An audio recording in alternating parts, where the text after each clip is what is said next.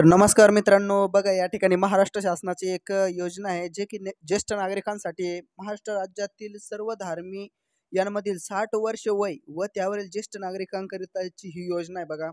तर यामध्ये नाही का तीर्थदर्शन नाही का एकदम मोफत असणार आहे.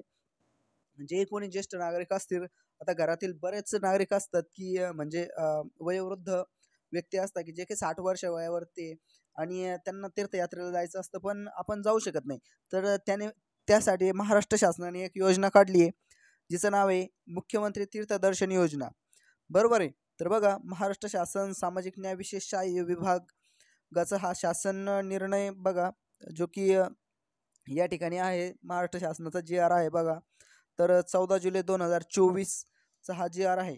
तर बघा काय म्हणलंय बघा, प्रस्तावना दिली आहे त्यांनी. भारत देशात विविध धर्माचे व पंथाचे अन्वय वास्तव्यास आहे. महाराष्ट्र ही संतांची भूमी म्हणून ओळखली जात असून महाराष्ट्रात सर्वाधिक महान संत तसेच धर्मगुरू होऊन गेले आहेत. म्हणजे बघा महाराष्ट्रातील जे काही आहे धर्मस्थळ असतील काय त्या संदर्भात नाही का सांगितलेलं आहे. तर बघा ही योजना कोणासाठी आहे, काय आहे, त्या संदर्भात आपण माहिती घेऊ बघा खाली. तर जे की 60 वर्षावरील ज्येष्ठ नागरिक आहे किंवा त्यापेक्षा जास्त वयाचे जे व्यक्ती असतील त्यांच्यासाठी ही योजना आहे. तर बघा शासन निर्णय काय म्हणतंय, राज्यातील सर्व धर्मियांमधील ज्येष्ठ नागरिक जे की 60 वर्ष किंवा त्याहून अधिक वयाचे आहेत त्यांना भारतातील तीर्थक्षेत्रांना भेट देण्याची इच्छा पूर्ण करण्यासाठी मुख्यमंत्री तीर्थदर्शन योजना सुरू करण्याची मान्यता देण्यात येत आहे. तर या योजनेचं नाव आहे, आपण आधी बघितलंच आहे की काय, मुख्यमंत्री तीर्थदर्शन योजना. तसंच सदर योजनेचं उद्दिष्ट काय आहे, तर राज्यातील ज्येष्ठ नागरिकांना तीर्थदर्शन यात्रा मोफत करून देण्याबाबत. बरोबर आहे की नाही. तर म्हणजे जे काही राज्यातले जे काही ज्येष्ठ नागरिक आहे त्यांना तीर्थयात्राचे जे दर्शन आहे ते फ्रीमध्ये करून देण्याचं या योजनेचं उद्दिष्ट आहे.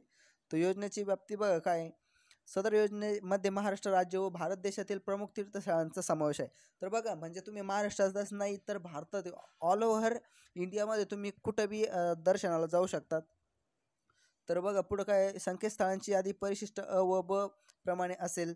सदर यादीमध्ये स्थळे कमी होऊ शकतात किंवा वाढ पण होऊ शकते. म्हणजे जी काही लिस्ट दिलेली आहे महाराष्ट्रातील आणि भारतातील पूर्ण तीर्थस्थळांची, तर त्यामध्ये वाढ पण होऊ शकते किंवा घट पण होऊ शकते असं म्हटलेलं आहे.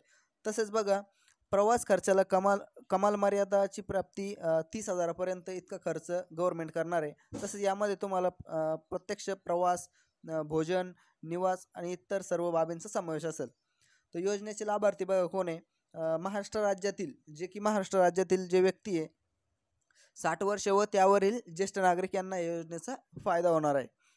पुढे बघा योजनेचे लाभार्थीची पात्रता, म्हणजे कोण असे व्यक्ती आहे की हे या योजनेसाठी पात्र आहेत. तर बघा महाराष्ट्र राज्यातील रहिवासी असणे, म्हणजे तो व्यक्ती महाराष्ट्रातला रहिवासी असला पाहिजे. म्हणजे तो गुजरात किंवा मध्य प्रदेश, छत्तीसगड असं चालणार नाही, तर फक्त महाराष्ट्रातलाच व्यक्ती पाहिजे.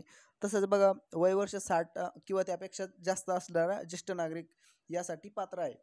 तसंच पुढे काय म्हणलेलं आहे, लाभार्थी कुटुंबाचे वार्षिक उत्पन्न, म्हणजे जो काही कोणी लाभ घेणार आहे त्याचं वार्षिक उत्पन्न हे 2.5 लाखापेक्षा जास्त नसावे. म्हणजे 2.5 लाखापर्यंत चालू शकते असे व्यक्ती हे या योजनेसाठी पात्र आहेत. तर पुढे बघा आणखी काय, ज्या अपात्र उमेदवार, म्हणजे असे कोणते ज्येष्ठ नागरिक आहे की ह्या योजनेचा फायदा घेऊ शकणार नाही. ज्या कुटुंबातील सदस्य आयकरदाता आहेत, म्हणजे जे की इन्कम टॅक्स भरतात अशा लोकांना, म्हणजे घरातील जे सदस्य भरत असतील त्यांना याचं भेटणार नाही. कारण याचा उद्देश असाच की म्हणजे ते स्वतः खर्च करून तीर्थक्षेत्राला भेट देऊ शकतो, याचा अर्थ असं होतो. म्हणून जे आयकर देत असेल, इन्कम टॅक्स भरत असेल त्यांना योजनेचा फायदा भेटणार नाही. तसंच बघा पुढं काय, ज्यांच्या कुटुंबातील सदस्य नियमित कायम कर्मचारी म्हणून सरकारी विभागात असेल किंवा भारत सरकार किंवा राज्य सरकारच्या स्थानिक संस्थेमध्ये कार्यरत आहे किंवा सेवानिवृत्त झाले असून सदस्य पात्र असे व्यक्ती पात्र ठरणार नाहीत. तथापि 2.5 लाखापर्यंत उत्पन्न असलेले बाह्य यंत्राद्वारे कार्यरत असलेले कर्मचारी, स्वयंसेवी कामगार आणि कंत्राटी कर्मचारी यात पात्र ठरत नाही. ही गोष्ट या ठिकाणी लक्षात ठेवायची. पुढे बघा, ज्यांच्या कुटुंबातील सदस्य विद्यमान माजी खासदार, आमदार वगैरे जे असतील तर त्या लोकांना सुद्धा या ठिकाणी याचा फायदा भेटणार नाहीये. पुढे बघा, ज्यांच्या कुटुंबातील सदस्य भारत सरकार किंवा राज्य सरकारच्या बोर्ड कॉर्पोरेशन उपक्रमे अध्यक्ष, उपाध्यक्ष, संचालक असतील किंवा सदस्य असतील यांनाही भेटणार नाही लाभ.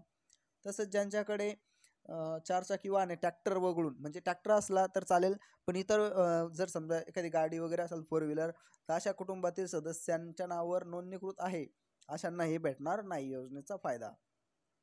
पुढे बघा, प्रवासासाठी शारीरिक आणि मानसिकदृष्ट्या सक्षम असणे आवश्यक आहे आणि कोणत्याही संसर्गजन्य रोगाने ग्रस्त नसावे, जसे की TB, हृदयाशी संबंधित श्वसन रोग, कोरोनरी अपुरेपणा, तसेच कोरोनरी थ्रोम्बोसिस, मानसिक आजार वगैरे, संसर्गजन्य कोणता बी कृष्ठजन्य रोग वगैरे असा असेल तर अशा व्यक्तीला या योजनेचा फायदा घेता येणार नाही. पुढे बघा, अर्जासोबत ज्येष्ठ नागरिकाला सरकारी वैद्यकीय अधिकाऱ्याचे पूर्ण आरोग्य तपासणी केल्यानंतर जी व्यक्ती शारीरिकदृष्ट्या निरोगी आणि प्रस्तावित प्रवासासाठी सक्षम असल्याचे प्रमाणपत्र सादर करावे लागेल, अशालाच याचा फायदा भेटणार आहे. हे प्रमाणपत्र प्रवासाच्या तारखेपासून 15 दिवसाचे जास्त जुने नसावे. बरोबर. जे अर्जदार मागील वर्षामध्ये लॉटरीत निवडले गेले होते परंतु प्रवासासाठी आमंत्रित करूनही त्यांनी प्रवास पूर्ण केला नाही, अशा माजी अर्जदारांना देखील या योजनेचा पात्र ठरवले जाणार नाही. म्हणजे ज्यांनी अगोदर जे भरलेला होता फॉर्म, अशा लोकांसाठी पण ही योजना नसणार आहे. तर बघा, आणखी एक काय शेवट, जर असे आढळून आले की अर्जदार प्रवाशाने खोटी माहिती देऊन किंवा कोणतेही तथ्य लपवून अर्ज केला असेल ज्यामुळे तो किंवा तिला प्रवासासाठी अपात्र ठरेल, तर त्याला किंवा तिला कधीही योजनेपासून लाभांपासून वंचित ठेवता येईल. म्हणजे जर एखाद्याने जर खोटी माहिती दिली आहे की बाबा त्याला एखादी ॲलर्जी आहे किंवा त्याच्याकडे काही डॉक्युमेंट्स नाही आहे आणि खोटी माहिती देऊन किंवा तुमच्याकडे घरी 4 व्हीलर आहे, अशा काही गोष्टी ज्या काही आहेत जे पात्रतेत बसत नाही, अशा गोष्टी जर तुम्ही केल्या तर तुम्हाला येणार नाही किंवा जरी तुम्हाला भेटला तर त्यातून तुम्हाला रद्द करण्यात येईल असे म्हटलेलं आहे. पुढे बघा, सदर योजनेमध्ये लाभ मिळण्याकरिता खालील कागदपत्रे आवश्यक आहे किंवा ते सादर करणे गरजेचं आहे. तर बघा, काय काय लागणार आहे तुमच्याकडं. योजनेच्या लाभासाठी ऑनलाईन अर्ज, जो काही ऑनलाईन अर्ज भरलेला आहे तो लागणार आहे तुमचा. तर बघू आपण कशा पद्धतीने फॉर्म वगैरे भरायचा आहे, काय कुठं भरायचं आहे हे पण माहिती आपण बघू. पुढे लाभार्थीचं आधार कार्ड किंवा रेशन कार्ड लागणार आहे. तसंच महाराष्ट्र राज्याचे अधिवास प्रमाणपत्र किंवा राज्यातील जन्म दाखला किंवा ह्या दोन्हीपैकी जर काही नसेल तर 15 वर्षापूर्वीचं तुमच्याकडचं रेशन कार्ड असणं गरजेचं आहे किंवा मतदान कार्ड, बरोबर, किंवा शाळा सोडल्याचा दाखला, जन्म दाखला, या चारीपैकी एक कोणतं एक ग्राह्य धरलं जाईल. तसंच पुढे बघा, समक्ष अधिकारी यांनी दिलेला कुटुंब प्रमुखाचा उत्पन्नाचा दाखला असणे गरजेचं आहे किंवा पिवळे रेशन कार्ड किंवा केसरी रेशन कार्ड, ह्या तिन्हीपैकी एक असणं तुमच्याकडे गरजेचं आहे. तसेच वैद्यकीय प्रमाणपत्र, जे की आपण पाहिलं 15 दिवसापूर्वीचं, म्हणजे तुम्ही प्रवासाला जाणार आहे, तीर्थयात्रेला जाणार आहे, त्याच्यात 15 दिवस अगोदरचं प्रमाणपत्र तुमच्याकडे असणं गरजेचं आहे. तसेच पासपोर्ट आकाराचे फोटो सध्याचे तुमचे, बरोबर, तसेच जवळच्या नातेवाईकाचा मोबाईल नंबर, तुमच्या रिलेटिव्हचा किंवा घराच्यांचा कोणाचाही चालेल. सदर योजने अटी व शर्तीचे पालन करण्याबाबतचे हमीपत्र एक तुमच्याकडून घेतलं जाईल. एवढ्या गोष्टी तुमच्याकडं असणं गरजेचं आहे. तसंच बघा, यासाठी आता हे बाकीचं काय रेल्वेने जाणार की बसने जाणार हे गव्हर्नमेंटची जिम्मेदारी असणार आहे. पुढे तर कोणकोणती कंपनी निवडेल, काय करेल. तर पुढे बघा, अर्ज कसं करणार आहे तुम्ही. तर अर्ज हा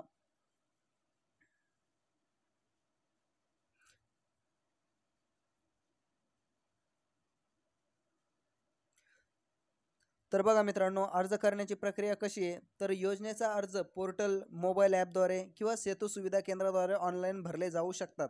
त्यासाठी पुढील प्रक्रिया विहित केलेली आहे. तर बघा, पात्र ज्येष्ठ नागरिकास या योजनेचा ऑनलाईन अर्ज करता येईल. म्हणजे तुम्ही ऑनलाईन पद्धतीने अर्ज करू शकता. जर तुम्हाला जमलं नाही, ज्यांना ऑनलाईन अर्ज सादर करता येत नसेल, त्यांच्यासाठी अर्ज भरण्याची सुविधा सेतू केंद्रात उपलब्ध आहे. म्हणजे आपल्या जवळचं जे काही सेतू केंद्र वगैरे राहतात तिथं जाऊन पण तुम्ही अर्ज करू शकता. आणि अर्ज भरण्यासाठी संपूर्ण प्रक्रिया ही विनाशुल्क आहे. पूर्ण विनाशुल्काची ही एक प्रक्रिया आहे याची अर्ज करण्याची. तर बघा, अशा प्रकारची ही एक योजना आहे महाराष्ट्र शासनाची, जी की ज्येष्ठ नागरिकांसाठी आहे आणि तिचा GR आत्ताच म्हणजे 14 जुलै 2024 रोजी आलेला आहे. सामाजिक न्याय व विशेष सहाय्य विभागाकडून ही योजना राबवण्यात येणार आहे. मुख्यमंत्री तीर्थदर्शन योजना. तर जे काही 60 वर्षावरील जे काही वयोवृद्ध ज्येष्ठ नागरिक असतील त्यांच्यासाठी ही योजना आहे. तर ठीक आहे, ज्यांना शक्य होईल त्यांनी या योजनेचा फायदा घ्या. तर भेटूया अशाच आणखी एखाद्या नवीन इन्फॉर्मेशन सोबत. तोपर्यंत जय हिंद.